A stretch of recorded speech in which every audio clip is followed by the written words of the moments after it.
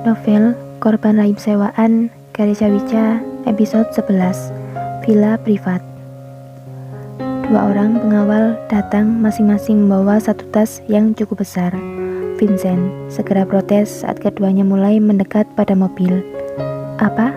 Dia membawa barang sebanyak ini? Vincent menatap tak percaya pada kedua pengawalnya. Iya bos, ada satu tas lagi yang dibawa oleh Nona Eva, jawab salah satu pengawalnya. Astaga, wanita itu benar-benar ya. Orang miskin memang susah ditebak apa maunya, gumam Vincent Riri. Eva yang masih berada di kamar kosnya memandang keseluruhan isi kamarnya, lalu berkata, terima kasih telah menemaniku selama ini. Kalian semua saksi bisu kehidupanku di kota Jakarta yang keras ini. Tangannya menyentuh lembut setiap benda yang tersisa di dalam kamar kosnya. Ketika Eva akan mengunci kamar kosnya, dia memandang lagi kamar itu. Lalu, setitik air mata keluar di ujung matanya. Bibirnya menyunggingkan senyum tipis. Sebelum akhirnya dia mengunci pintu dan memberikan kunci itu pada sang pemilik kos. Eva berjalan menyusuri setiap jalanan yang sempit. Matanya memandang dengan intens di setiap jalan yang ia lewati setiap hari itu. Seakan terasa berat meninggalkan semua. Aku akan sangat merindukan jalan ini nanti. Sampai di mobil, seorang pengawal membukakan pintu untuk Eva di bagian belakang. Di sana sudah ada Vincent yang duduk di kursi paling belakang. Kau duduk di situ saja. Aku tak mau duduk berdekatan denganmu. Eva hanya memandang sekilas, lalu duduk dan acuh kepada sikap Vincent. Eva sudah terbiasa melihat dan mendapatkan perlakuan orang seperti Vincent di dalam swalayan tempat ia bekerja. Eva sudah bisa lebih menguasai telinga dan hatinya. Lagian, siapa yang mau duduk bersebelahan denganmu? Mobil baru melaju sebentar. Eva melihat Tony sedang duduk santai di depan warung Mbak Lita, sedang meniupkan asap dari sebuah rokok yang dipegangnya. Itu bos, dia orang yang kita cari. Salah seorang pengawal menunjuk Tony yang sedang duduk santai. Cepat turun dan suruh dia ikut segera dengan kita. Satu orang pengawal turun dan menghampiri Tony, sedangkan Eva dengan santainya tiba-tiba membuka pintu mobil dan ingin beranjak dari duduknya. Hei, mau kemana kau? Kata Vincent spontan. Aku ingin membeli nasi untuk makan di perjalananku nanti. Astaga, wanita ini masih saja. Dia pikir Tuan Daniel tak bisa memberinya makan. Duduk dan diam di tempatmu. Atau kau mau semua rahasia ini terbongkar dan semua yang telah direncanakan gagal hanya gara-gara kau mencuri perhatian orang, menaiki mobil sebagus ini. Belum lagi pemilik warung sahabatmu itu pasti akan bertanya tentang kau yang akan pergi kemana. Eva terdiam sejenak. Dia berpikir benar juga apa yang dikatakan Vincent, dan Eva juga terheran dari mana dia tahu bahwa Eva sering membeli dan berteman baik dengan Mbak Lita. Eva pun akhirnya mengurungkan niatannya dan menutup pintu mobil kembali. Seorang pengawal yang diutus Vincent kembali ke mobil, sedangkan Tony terlihat beranjak pergi dari warung Mbak Lita. Mau kemana dia? Tanya Vincent kepada pengawalnya tadi. Dia akan mengambil beberapa barangnya dan dia menyuruh kita untuk menunggunya di perempatan jalan di depan pos. Bagus. Vincent terlihat mengangguk dan dalam batinnya berkata, setidaknya pria dekil itu sedikit lebih pintar daripada wanita keras kepala ini. Mobil melaju ke perempatan jalan. Lalu tak lama kemudian Tony keluar dengan membawa ransel ukuran sedang. Dia segera masuk ke dalam mobil dan duduk di samping Eva. Tony melihat sekelebat bayangan orang yang ada di belakangnya. Dia pun menoleh dan mendapati Vincent di sana. Lalu dengan seringai tipisnya, dia segera berkata, sudah aku bilang kan, Anda yang akan mengurus semuanya Tuan Vincent.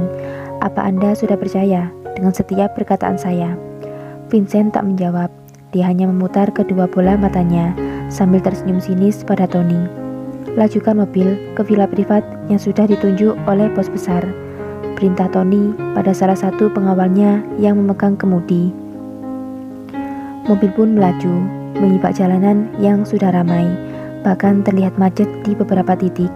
Pemandangan jalanan yang sudah terlihat biasa di ibu kota Jakarta ini. Semua yang ada di dalam mobil terdiam. tenggelam dalam pikirannya masing-masing. Eva dari tadi memandang jendela yang ada di sampingnya. Dia menyandarkan kepalanya di jendela itu. Sebentar lagi, aku akan menyewakan rahimku, mengandung anak dari Tuan Daniel dan Nona Arsyana. Aku hamil, aku melahirkan. Bisakah aku menjalani itu semua?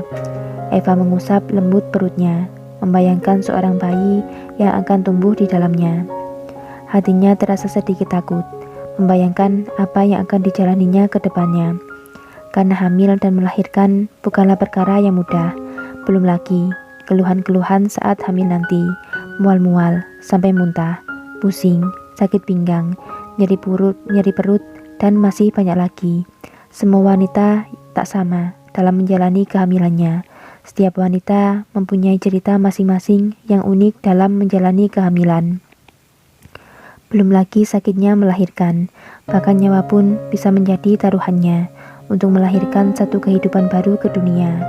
Dan yang lebih ketir lagi, Eva harus menjalani semuanya dengan mengandung seorang anak yang bukan darah dagingnya. Tapi Eva tetap semangat. Apapun akan dia lakukan demi merubah kehidupannya dan keluarganya. Hanya 9 bulan, bukan waktu yang lama, dan kau pasti bisa, Eva. Demi 3 miliar untukmu, ayah dan ibu, dan juga adik-adikmu. Kau tak akan memiliki kesempatan kedua jika kau takut dan mundur. Bahkan, kau tak akan dapat melihat 3 miliar itu seumur hidupmu jika kau tak berani mengambil pekerjaan ini. Kau pasti bisa, Eva. Batin Eva menyemangati dirinya sendiri. Sementara Tony, dalam hati dan pikirannya hanya ada berbagai kebahagiaan yang dibayangkan setelah mendapatkan uang 1 miliar. Tony sudah membayangkan akan membeli apa saja dengan uangnya itu. Bahkan Tony saat ini terlihat tersenyum-senyum sendiri, memandang ke arah luar jendela mobil. Sementara Vincent, dia memandang Eva dan Tony dari belakang, memandang dengan pandangan kesalnya. Dalam hatinya masih tidak terima, karena mereka berdua merebut uang yang menurutnya adalah haknya. Vincent sangat kesal melihat keduanya, terutama Tony, pria yang menurutnya sangat menyebalkan itu. Dia sumber dari hilangnya uang 1 miliar yang telah dijanjikan Daniel untuknya. Mobil pun sampai di sebuah halaman villa yang sangat megah dan luas. Bangunannya terlihat elegan, berwarna biru dan abu-abu. Segala yang ada tampak luarnya terlihat modern, dengan sebuah taman kecil di samping halaman rumah itu, lengkap dengan sebuah air mancur yang mengalir di sepanjang taman. Juga jalan setapak dari batu alam yang mengelilingi taman kecil itu, menambah kesan tenang dan nyaman saat melihatnya. Mobil berhenti di depan villa, dan terlihat sudah banyak pelayan yang berjajar rapi menunggu kedatangan mereka. Hati Eva seketika berdesir. Aku akan tinggal di villa megah ini. Sungguh, ini masih seperti mimpi. Bersambung.